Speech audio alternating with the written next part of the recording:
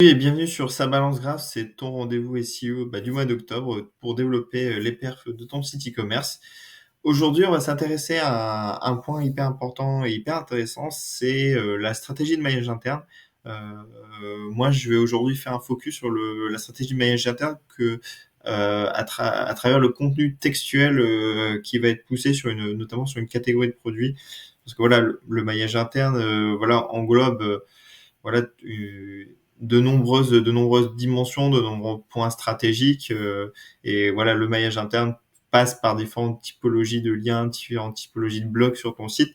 Là, aujourd'hui, on va s'intéresser au maillage interne à travers le contenu textuel qui est posé dans la catégorie de produits et voir un peu comment on peut exploiter en fait ce texte. Alors moi ici, donc on est sur le site de Pradel France, on est sur la catégorie de couteaux de cuisine. Et moi, ce que j'aime bien faire, c'est vraiment fonctionner à partir du silo sémantique sur lequel on se trouve. Donc, le silo sémantique, c'est voilà, en fait, on va en fait venir regrouper un ensemble de contenus qui sont sémantiquement proches, qui sont voilà sur la même thématique que l'on va regrouper ensemble. Par exemple, là, il y a un silo sémantique qui est associé au couteau de cuisine avec plusieurs sous-catégories. Donc, on a des blocs de couteaux, les couteaux à steak, les couteaux à pain, etc. Donc, ça, c'est un silo sémantique, par exemple. Et on a d'autres silos sémantiques. Donc, là, on a un silo sur les couteaux de cuisine. On peut avoir un silo sémantique sur les outils de découpe, etc. Sur sur le matériel de cuisson, sur les accessoires de cuisson, etc., etc. Donc, au niveau de la page, donc le contenu textuel, on va en retrouver en haut de page et on en retrouve généralement aussi beaucoup en bas de page. Et moi, ce que j'aime bien faire, c'est tout d'abord dans le contenu textuel qui est poussé en haut de page, de faire un lien vers la catégorie mère. La catégorie mère, en l'occurrence, ici dans notre exemple, c'est la page d'accueil. Et donc on retrouve ici un lien, donc expertise en coutellerie, qui renvoie du coup vers la page d'accueil. Voilà pourquoi faire. Moi, ce que j'aime bien, c'est vraiment dans ce contenu textuel de page, un lien vers la page d'accueil, qui est la page mère, tout de suite en haut de page, parce que voilà, le robot va pouvoir crawler l'encre de lien rapidement lorsqu'il va venir lire le code de la page. Donc ça, généralement, voilà, c'est ce que j'aime bien faire. C'est ce que je fais aussi dans les articles de blog. Par exemple, un article qui parle sur comment choisir son couteau de cuisine. J'aime bien, dans l'introduction, faire un lien vers la catégorie produit couteau de cuisine pour que tout de suite que le lien soit placé et crawlé en haut de page pour qu'il ait vraiment davantage de poids. Ensuite, donc moi ce qui peut être intéressant aussi, c'est quand on est sur une catégorie comme ça, un peu hub, avec beaucoup de sous-catégories, c'est de faire des liens vers ces sous-catégories, ces catégories filles, pour développer la stratégie de maillage interne. Et voilà, aider le robot à mieux comprendre et interpréter le silo sémantique dans lequel il se trouve. Alors là, par exemple, on a une bonne dizaine de liens. Plus on fait de liens, plus on va diluer le jus SEO. Donc forcément, moi ce que je vous préconise pas de faire 10 liens vers 10 liens avec 10 encres dans votre contenu vers toutes les catégories. Ça ferait beaucoup trop de liens, surtout que dans toutes ces pages, voilà, généralement il y en a qui sont plus stratégiques que d'autres.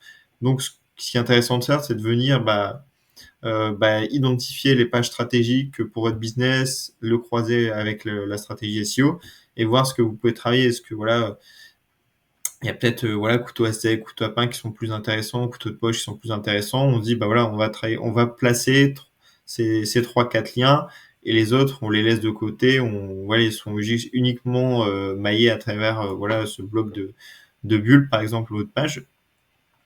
Et donc voilà, moi ce que j'aime bien faire, c'est venir sélectionner entre 3 et 4 liens. Quand il y a beaucoup de sous-catégories, de prendre 3-4 liens. Bon, si vous avez 2 sous-catégories, c'est très simple, vous prenez les 2 liens. Mais quand vous en avez beaucoup, voilà, comment faire la sélection? C'est vous sélectionnez vos catégories business qui sont voilà stratégiques en termes de SEO sur lesquelles vous allez être capable de venir vous positionner. Et donc ces liens-là, moi je vais les faire, moi j'aime bien les faire, c'est en bas de page, dans un bloc un peu de maillage, comme je l'appelle, que l'on va retrouver ici. Donc c'est notre gamme de là on l'appelle, ça s'appelle par exemple notre gamme de couteaux pour cuisiner. Et en fait, donc ça c'est une H2, je vais venir en fait avoir des sous-paragraphes qui vont se distinguer via une H3, dans lequel, donc si on regarde, parce que là je parle de balise HN, si on regarde dans comment ça va se découper, on va avoir du coup une H2, notre gamme de couteaux pour cuisiner, et ensuite des différentes H3 qui vont venir structurer le paragraphe. Et surtout, dans chaque H3, je vais venir, entre guillemets, faire une petite introduction, une sorte de petit teasing, où je vais venir placer en fait mon encre de lien qui va rediriger vers la page que je souhaite mailler. Hop. Donc, par exemple, là, moi, j'ai un bloc de maillage vers les sets de couteaux de cuisine. Donc, là, j'ai mon H3. Et donc, je vais rédiger un petit paragraphe textuel dedans dans lequel j'ai un lien set de couteaux de cuisine qui redirige vers ma sous-catégorie. Donc, voilà, ça c'est au niveau des bonnes pratiques. Donc, le lien vers la catégorie mère et aller 3-4 liens vers des sous-catégories, des catégories filles. Ce qui peut être bien aussi, parfois, c'est de faire des liens vers des catégories connexes, donc qui sont pas forcément dans le même silo sémantique, mais qui sont pertinents, notamment en termes du X. Alors, par exemple, là, on est sur du couteau de cuisine, mais ça peut être, voilà, peut-être c'est complémentaire de faire un lien vers la catégorie outils de découpe. Euh, voilà, vous pouvez vous permettre de faire des ponts entre des catégories, des clusters qui sont connexes. Si on est dans la même sémantique et qui a aussi un intérêt UX, voilà, n'hésitez pas. Voilà, enfin, vous n'êtes pas obligé de rester uniquement sur le cluster dans lequel vous vous trouvez au niveau de la stratégie de maillage interne. Un point également qui est important, parce que j'ai beaucoup parlé d'encre de lien, donc c'est le texte sur lequel on place le lien interne. Ce qui est important, c'est de bien contextualiser cette encre de lien, c'est-à-dire qu'elle soit descriptive du contenu de la page de destination. Donc là, voilà, on sait à quoi s'attendre, on sait qu'on va atterrir sur du coffret de couteau de cuisine. Donc voilà, veillez à ce que vous soyez bien descriptif au niveau de la sémantique du contenu de la page de destination.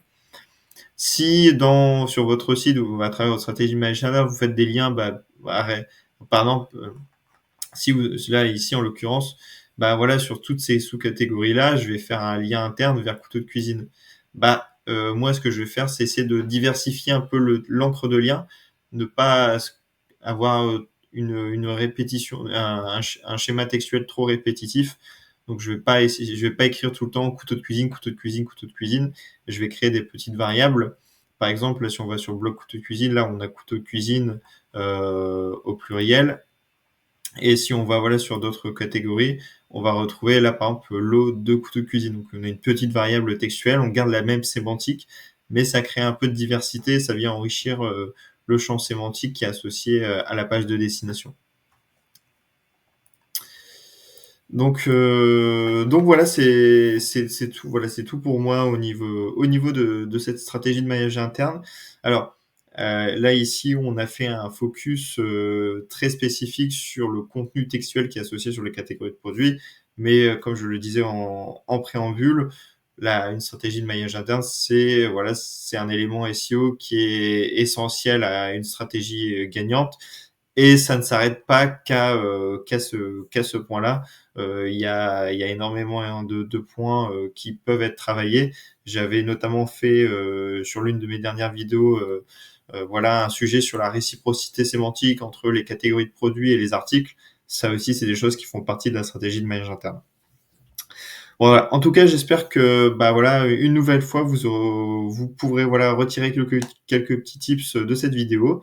Et je vous dis à très vite pour voilà, de nouveaux sujets sur sa balance grave. Salut!